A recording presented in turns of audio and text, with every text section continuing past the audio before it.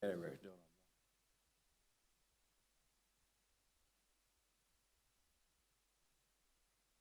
and gentlemen, we call the meeting to order. Mr. Wilder will lead us in prayer, and Mr. Jackson will lead us in pledge. Y'all would bow with us. Dear Lord, we want to thank you for this beautiful day, this beautiful weather we're having this time of year. We thank you for all the many blessings you bestow upon this community, this great state, and this country of ours. We ask that you keep things going in the right direction and keep this republic strong. We ask that you look over us this evening, guide us, help us to do the right things tonight. We ask that you look over all of our first responders, our fire service, our EMTs, our law enforcement officers as they work to protect us, keep us safe. We thank you for all the folks that took time out of their week to come join us this evening. We ask that you give all of us and all of them a safe journey home from our visit tonight. All these things in Jesus' name we ask. Amen. Pledge allegiance to the flag of the United States of America, to the republic for which it stands, one nation, under God, indivisible, with liberty and justice for all.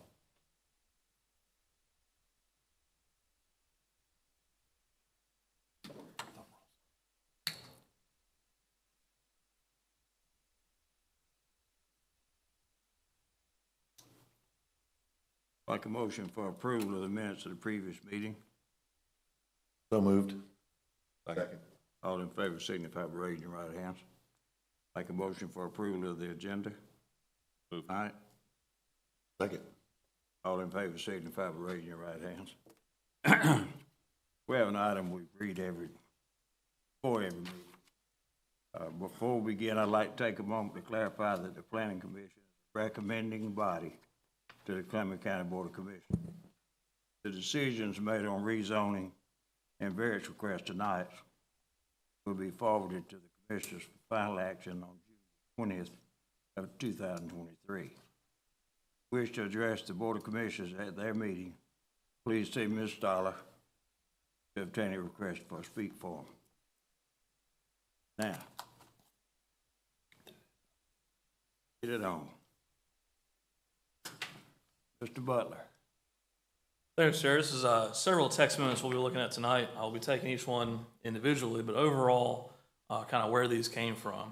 House Bill 1405 was passed last year as basically by July 1, we had to be in compliance with it.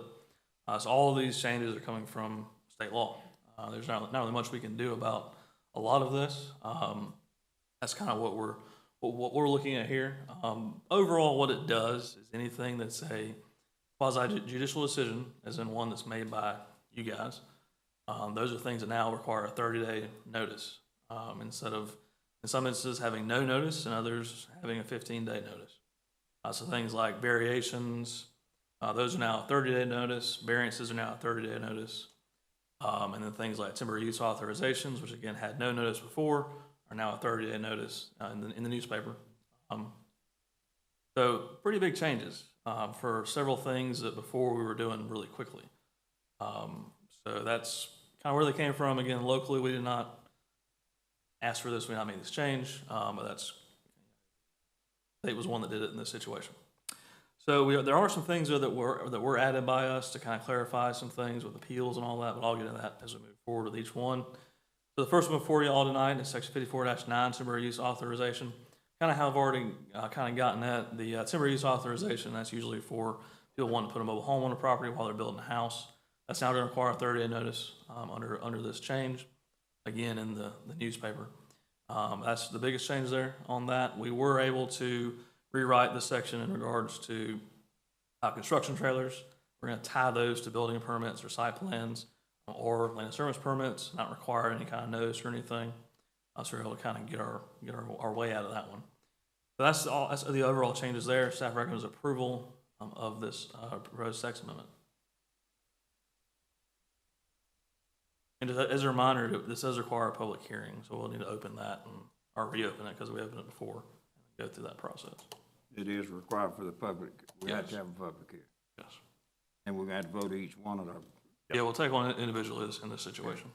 Yeah, this is now open for a public hearing, and we would like a motion on item H1A text amendment. Make a motion to approve. Did you open the public hearing? I did. Okay, Public comment? for public comment. I was gonna get a motion in a second to it, but either way, I make a motion. hold it just a second. Is anyone here that would like to address this issue? For or against? Okay, now we'd like to have a motion. Motion to recommend approval of TA 23-02, revising Chapter 54, Article 1. Second. All in favor, signify by raising your right. All right, this next one is for Chapter 74, Article 4, Section 74-118 variances. This is within our subdivision code. This basically changes that from requiring no notice to requiring a 30-day notice. Variances to this section are going to be things like, length of a road, could have one that, number of easements, that sort of thing. We don't see these very often, but at the same time, we do them without y'all really knowing that we're doing them in some situations, where we'll say, we'll bring a concept plan or a plat to you that says, and oh, by the way, when you approve this, you are going to be approving a variance to this section. It's not advertised. But now that will be required to be advertised. We'll put a 30-day notice on that. And staff recommends approval of this text amendment. Anybody like to speak for or against this issue? We have a motion to accept or deny. Chairman, I make a motion to recommend approval of TA 23-03, revising section 74-118. Second. All in favor, signify with your right hand. Okay, Mr. Butler. All right, next one is moving into the zoning side of things. Chapter 90, Article 4, Section 9-142, home occupations. The only thing being changed there is for provisional home occupations. It is not changing anything for a normal home occupation license, but if you do have a provisional, it will require a 30-day notice now. Again, before, we're able to do those probably about 15 days, but now it's going to be a 30-day. And staff recommends approval of the proposed text amendment. One like to make a statement concerning this issue. Have a motion. Mr. Chairman, I make a motion to recommend approval of TA 23-04, revising section 90-142. Second. All in favor, signify with your right hands, please. All right, the next one is same chapter, same article, Article 5 now, excuse me. And Section 179, appeals, variances, and minor waivers. This one is the name is being changed. It's not called public hearings, notices, and appeals. The biggest change to this one, we did add a new section, not required by state law. This is one that we did for clarification. We did add a section that, in regards to how you appeal a decision by the planning commission. So again, if y'all do, let's say you have a minor PUD revision that you do that y'all approve, but then an applicant or a neighbor wants to appeal that, there's now a very clear process on how to do that. Before, it wasn't as clear as it could be, so that's one of the big changes that we made there that is not within the state law side of things. In terms of the state law side, again, variances now have a 30-day notice, so we have added that to it. Also, with the minor waivers, that's now 30 days, and also minor revisions. Minor waivers are something that before 24 hours we could do one of those. That's ones where we're reducing a building setback, for instance. Now, because of how those function, y'all have to approve it. It's 30-day notice on that. So that's going to be one of a big change that's going to be on the building side of things that's going to have to be noticed up front. Saying, like, if you're going to do this, here's what's going to require you to do. Don't go out and build a house and go over the setback because you're going to have to wait 30 days for that to be revised. So again, overall, those are the changes there. Staff recommends approval of the ordinance, or the proposed text amendment, excuse me. Any variances will be 30 days? Yes, a variance is on its own. I should have clarified this. So a variance is on its own. Like, for instance, tonight y'all have the one for the signs. That would require a 30-day notice. And so basically, we'd have an ad in the paper 30 days before this meeting. Now, if you combine a variance with a rezoning, like if you let's say that they're rezoning this property to C1 or something, and they also needed to get a variance for the sign, that can actually use the rezoning schedule and have a 15-day notice, the typical notice now. So it's one of those things that they've specifically targeted things that are quasi-judicial, again, things that y'all make the decision on. we're a little different, variances under our code, actually are approved by the BOC. But the way that it's written, and also under guidance from our county attorney, the opinion was, we need to stick with the 30-day notice just to make sure that there isn't any question of, well, y'all are doing it entirely differently than the state law says. So that will change some things. But again, if you combine a rezoning and a variance, you get to use a 15-day notice instead. But all these variances in the future will be a 30-day wait. Yes. If they're standalone. If they're standalone, yes. So, Okay. I'd like to speak for or against this issue. We have a motion to accept or deny. Mr. Chairman, I make a motion to recommend approval of TA 23-05, revising section 90-179. All in favor signify by raising your right hands. That's one. all right, last one is section 9-180, zoning changes and ordinance amendments. Again, this has some of the same changes with it. One of the things that is, that again, not within HB 1405, well, there are some things that were, but there's a lot of, in state law already, back up, there's already requirements for halfway houses and those sort of things, how you go about rezoning property for that. So we were advised to put that within our ordinance. We've not been, no one's tried to rezone property for this or anything, and it's been in state law for well over a decade, but we are putting that in our ordinance, so it's very apparent. Because again, it was in state law, it's buried in, 36 something. So it's one that we felt it was better to include that. We've also included some language regarding, if the county were to rezone property that is single family to multifamily, there is a very detailed way to go about doing that, and also changing an ordinance that allows for changing a zoning classification that currently allows single family. Let's say we took R1 and said R1 now allows you to have multifamily within it. Very detailed way of how you have to go about doing that. That is a response, in our opinion, to several cities and states taking out, basically getting rid of single-family zoning. So the legislature decided to make it very apparent, if you were to do that, here's the method of doing that, and it requires significant public notification. So that's in there. Again, we're taking it from state law and putting it within our code just to make it very clear. And that was pretty much it for that section. Actually has quite a few new things in it, but again, it's taking it directly from state law. So staff recommends approval of the proposed text amendment. Anyone like to speak for or against this issue?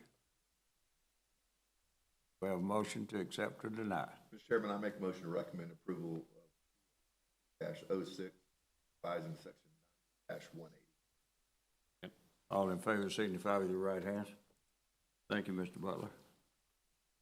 Okay, we got Southwind Village, Danielle Montgomery. Yes, sir. This is a final plat for Phase 3A of Southwind Village located off Hereford Farm Road. This shows the location of the section. They did do the preliminary plat for all of this parcel as Phase 3, and they are now final platting just the northern portion of this parcel as Phase 3A. This shows the final plat. It is 50 new single-family residential lots with a minimum lot size of 7,496 square feet and an average lot size of 11,471 square feet. This property has an RCO, a residential cluster overlay, so they are allowed these lot sizes under the current zoning. And this shows the existing site. And staff is recommending approval. Have any questions concerning this issue? Need a motion to accept or deny Southwind Village. Chairman, I make a motion to approve the final plat for Southwind Village, Phase 3A off Hereford Farm Road. Second. All in favor signify by raising your right hand. Westlake Retail, Miss Dana Mystery. Yes, sir. This is an architectural review only for new buildings at the retail section of the Westlake PUD at 1000 Westlake Commons Drive on 5.68 acres. And the request is in compliance with a zoning condition. Here's the location and the zoning, which is PUD. Close-up of the aerial. And this was the approved plan as part of the major revision in 2021 that you've seen 4. These 2 buildings are under construction, and the 2 that we will review are the 2 at the back here. These are the site photographs of the current construction going on and the rendering at the bottom. This is the current development plan showing the layout and some photographs of the existing site. One of the buildings is Unit 300, which is going to be a proposed gym. These are the elevations, which are similar materials: brick, stucco, wood veneer, architectural glazing, and metal canopies, which all fit in with the current style that's approved out there. And the second building is Units 301 to 305. Again, very similar in architecture and style, and fits in with the overall PUD. Staff recommends approval. Any questions concerning this? I'd like to have a motion to accept or deny Westlake Retail, please. Chairman, I make a motion to approve the architectural review buildings at 1,000 Westlake Commons Drive. Second. All in favor signify by raising your right hands.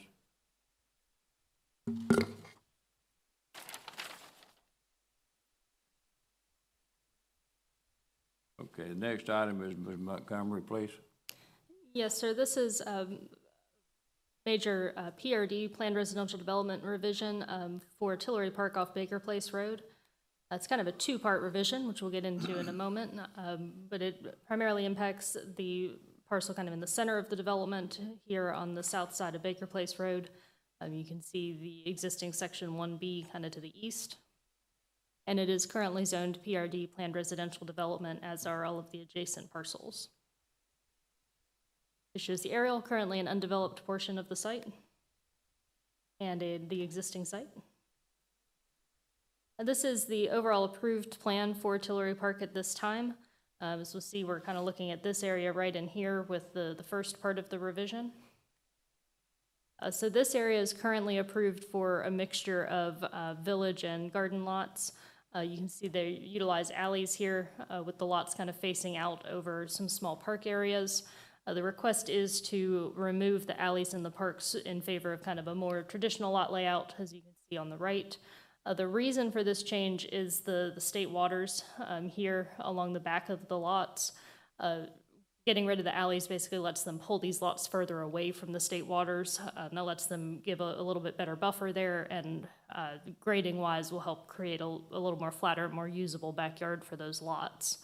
Overall, this is a less creative layout, a less unique layout, so it's not necessarily something we'd like to see in a PRD from that standpoint, but it is protecting these environmentally sensitive areas. We did take a look at some of the zoning conditions. One of the conditions does have a requirement for the minimum number of parks in this development as a whole, and we are removing some park spaces with this change. But the developer did submit a revised green space plan for the project that does demonstrate they're still compliant with that condition. So overall, staff is recommending approval of this portion of the revision. The second portion is in regards to the entrance signage. Ordinarily for a residential subdivision, they're allowed up to 32 square feet and it has to be externally illuminated only, which means typically spotlights are similar in the landscaping, something from outside the sign structure itself. In this case, they've worked on a quite extensive entrance concept, as you can see here, and they are requesting, as part of this revision, permission to have internal illumination on the sign. This shows the existing sign walls, which have already been constructed, so the signs will be on kind of the large portion of the wall. They do already have approved sign permits for the non-illuminated sign, so this shows the actual size of the permitted signage. And the request in this case is to allow essentially backlighting of that sign. Now generally, part of the intent of this ordinance is to kind of keep the residential character. So certainly not all internally illuminated signs would be appropriate in a residential area. For example, box signs or internally illuminated raceways, things of that nature that are very strongly commercial, we would not be in favor of. But this is a PRD.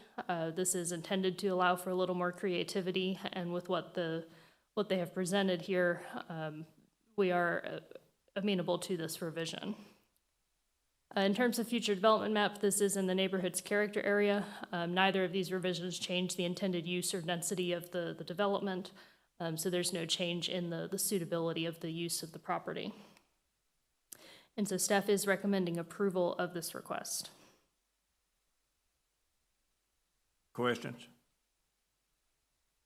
We have a motion to accept or deny. This is actually Excuse me a a second. First off, I'd like to know, is anybody here would like to make a statement concerning this issue?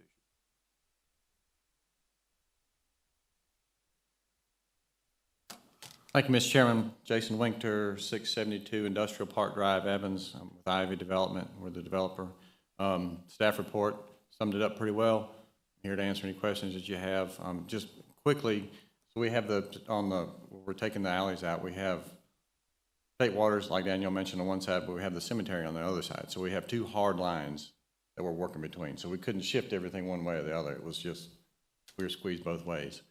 And then I think the lighting is pretty self-explanatory too, but I'm happy to answer any questions y'all might have. Got any questions? Sir? Like a motion to accept or deny this issue? Mr. Chairman, I make a motion to approve file RZ 23-06-01, major PRD revision for Tillery Park off Baker Place Road to revise a conceptual plan and to permit an internally illuminated entrance sign. All in favor signify by raising your right hand. None opposed. Next item, Ms. Montgomery. Yes, sir. This item is a request for a variance to section 90-135, which is our sign code for two properties off Hardy McManus Road. Shows the location of the two parcels. These are in the High Grove at Williamsburg subdivision on the north side of Hardy McManus Road. They are currently zoned R1 and R2 RCO. We saw the residential cluster overlay with Southwind Village a little earlier. This neighborhood has a similar overlay. This shows the aerial of the two properties. They are HOA-owned properties, so they're not developable lots. They are, in this case, for this request, to be used for the entrance signage. So High Grove does have existing entrance signage. This is going to be taken out with the road widening, so you can see the acquisition areas here on the road widening plans. And those signs are currently located on property that's to be acquired for the road widening. So the proposal is to install new entrance signs further back from Hardy McManus Road, so they're actually sort of internal to the neighborhood.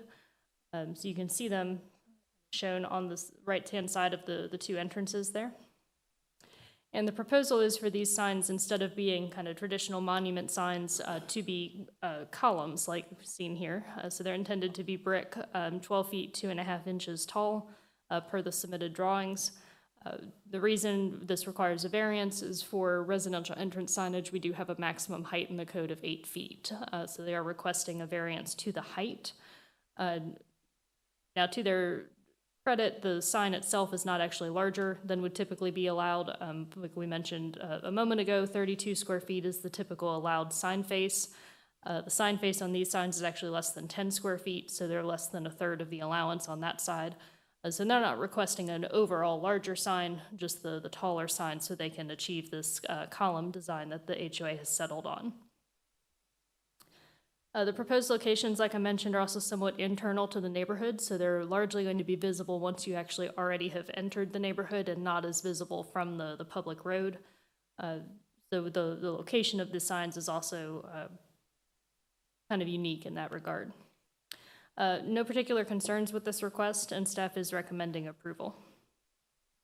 Chairman, I make a motion to recommend approval. We Need a public yeah, hearing. Public hearing for this. Anybody that'd like to speak for or against this issue?